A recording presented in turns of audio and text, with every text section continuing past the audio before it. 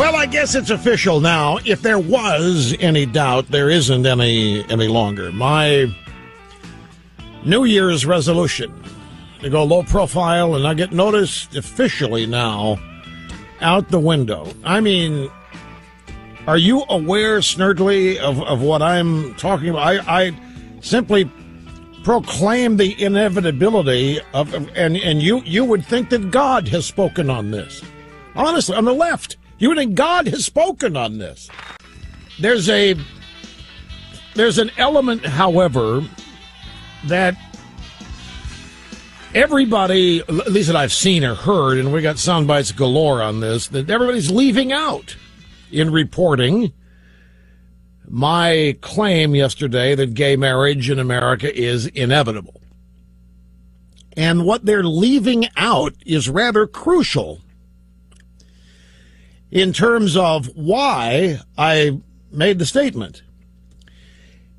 If you recall, I made the statement after sharing with you the details of a Politico story in which two Republican consultants, combined with 75 Republicans who signed on to the amicus brief supporting gay marriage at the Supreme Court, overturned Proposition 8, the Politico story said that the belief in the elite leadership levels of the Republican Party is to not fight it, to let the Supreme Court, in fact, the desire is that the Supreme Court issue a sweeping ruling and make gay marriage legal in every state. When I saw that, what I interpreted is the Republican Party wants the issue to go away. And that's what the consultants in the Politico story said. And one of them was from Florida. I forget where the other one was from, but it wasn't just those two. Remember, there are 75 Republicans of various ideological persuasion who signed an amicus brief before the court, and the consultants said that what they want, they don't want the issue alive. They can't win in 2014 or 2016 if this issue is still being debated, because they're going to be called bigots and sexist and homophobes. And so, just like every other budget deal, they want to let the Democrats have it and move on to the next thing. And the point I made was, why don't we just stop fighting everything? Why don't we just say, you know what, Democrats, you're going to win every election, and we're not going to argue with you because we don't want people to hate us. My conclusion that it was inevitable was based on two things. A, the left isn't going to let go of it. Ever. They never do once these things happen. They let go of global warming. You want me to go through the list here? Have they let go of amnesty? Have they let go of legalizing drugs? Have they let go of banning nuclear weapons? Have they let go of gun control? They don't ever let anything go. And right now, folks, there's no pushback from the Republican Party on any of these things. There's pushback by you. There's pushback by the Tea Party. There's pushback by evangelicals, but there's no pushback from the Republican Party. The Republican Party is doing everything it can to send the signal to be okay with some form of amnesty, be okay with some form of gay marriage. In fact, the more the better to get the issue off the table. The Republican Party is not really fighting much of anything budget-wise. So my conclusion that gay marriage is inevitable was simply in recognition of what the Politico story said, that the Republican Party wishes it would go away. And by that they mean the Supreme Court issue a sweeping ruling legalizing it all 50 states. If the primary source of pushback isn't going to push back, I'm sorry, it's inevitable.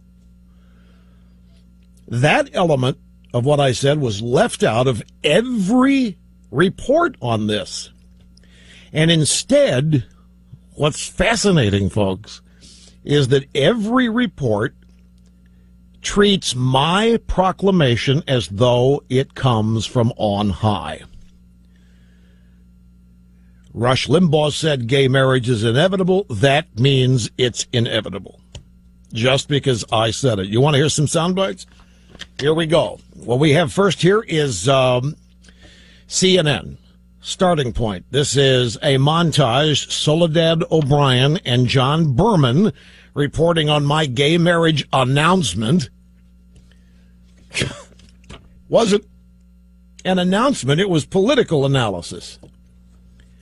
It wasn't, by the way, an expression of desire. It was a political analysis. Anyway, here's that soundbite. It's over. Rush Limbaugh telling his listeners that the battle over same-sex marriage is over. This issue is lost. I don't care what the Supreme Court does. This is now inevitable. Once we started talking about gay marriage, traditional marriage, opposite-sex marriage, same-sex marriage, hetero marriage, we lost.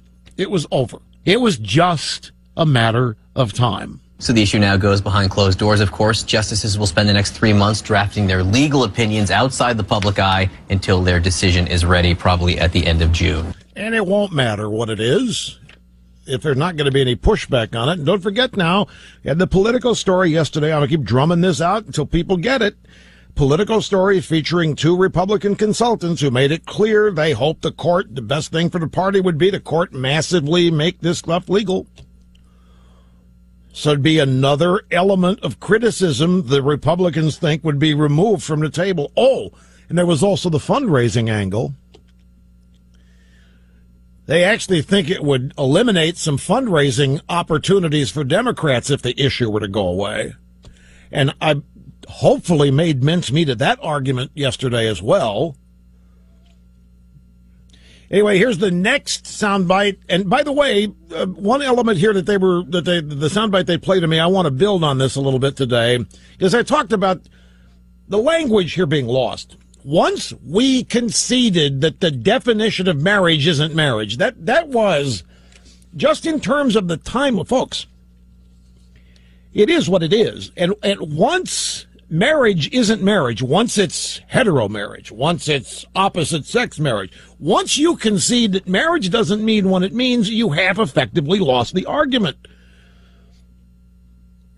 And I'm speaking there within the context of debate technique. And it goes back to pushback again. There isn't any Republican pushback. There is either nothing or one degree or another of acquiescence on all these things the left wants, which they never give up. They never stop advancing their agenda, and they don't care about any causal effects of this. They don't care if the country's never going to be the same. They don't care if the country's never going to be unified. Doesn't matter to them. We have at least, if not more, 2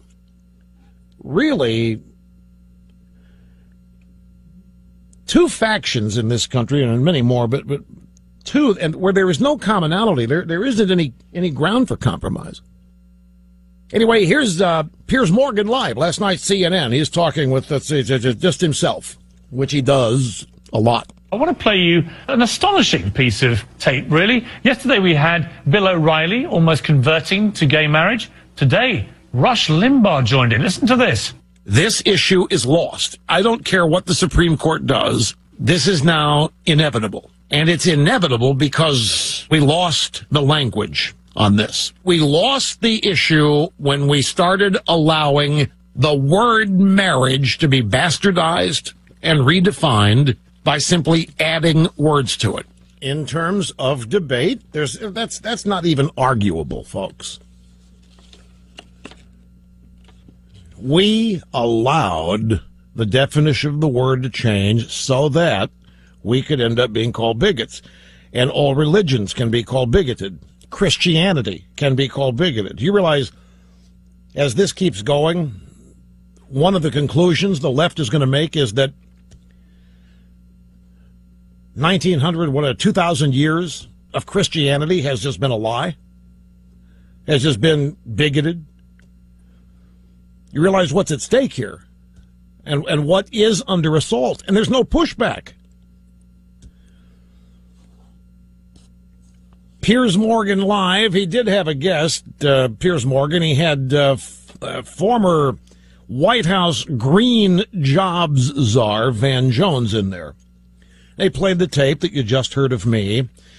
And Piers Morgan said, sort of reminds me, I imagine, of conversations in America in the 50s and 60s, which would go along the lines of, I don't mind having thought about this quite carefully. Black people using the same bus as me, but I'm not really ready for them to come to the same school. Is it that kind of repossession? I have no clue what this lightweight means with the question. I have no clue what he's talking about. He just clearly doesn't understand even what's happening here. But here's what, the reason we're playing this anyway, here's what Van Jones said. It's sad. First of all, we are on the verge of one of the great breakthroughs and achievements in human freedom, human equality. I can't tell you how proud I am to be in a country where the freedom to marry is going to be available to everybody very soon. Rush Limbaugh is right. Yeah, but so from on high, El Rushbaugh has proclaimed it, and therefore it must be. Well, I don't know. I don't care about Piers Morgan, but the answer that Van Jones gave is quite eye-opening, folks.